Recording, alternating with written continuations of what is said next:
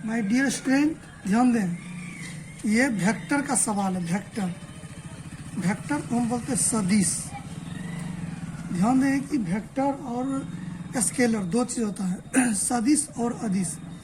दोनों का सिंबल है कि एक अगर एरो का सिंबल दिया हुआ तो इसको हम वेक्टर कहते हैं, और इसी में अगर मान लेते आई दिया है इस तरह से तो ये कहलाता है आपको अदिश। तो ये सदिश वेक्टर है, सदिश है। तो सदिश का मान निकालना, मान निकालने के लिए क्या है कि एक इसका फंक्शन होता है कि आई इंटू आई बराबर होता है एक, जे इंटू जे के बराबर होता है क्रॉस मान में, टोटल क्रॉस मान इसका क्या होता है एक के बराबर, या के गुना के का मान होता है एक, ये ध्यान रखेंगे। या आई इंटू जे है इसका मान 0 होता है, या जे इंटू के इसका मान 0 हो जाएगा, या के इंटू आई इसका मान 0। ध्यान देंगे, इतना सही आपको 2 नंबर सवाल पूछ देगा एग्जाम में कि क्रॉस में मान 1 होता है और डॉट में मान 0 के बराबर होता है।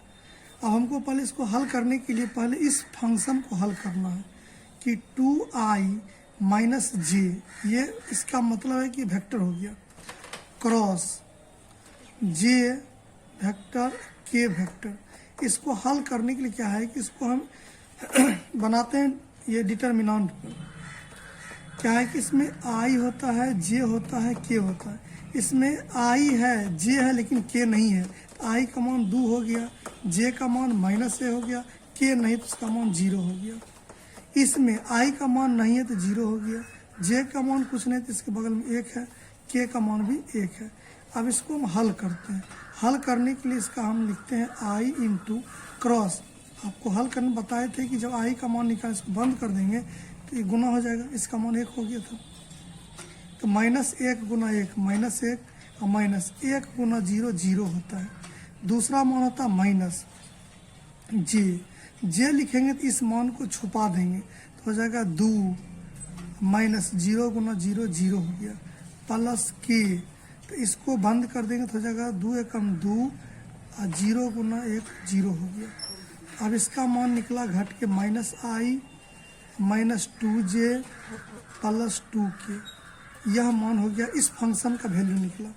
अब हम क्या करते हैं कि सवाल जो दिया हो उससे हल करते हैं। सवाल है i -3j plus 4k into -i -2j plus 2k। इसको हल करेंगे तो ये आपको जो क्रॉस मान होता है इसको क्रॉस हल करेंगे। क्रॉस हल करने के लिए क्या है कि आई गुना आई बताए हैं कि आई गुना आई का मान क्या होता है 1 होता है, यहाँ पर 1 यहाँ पर -1, तो 1 गुना -1 हो गया।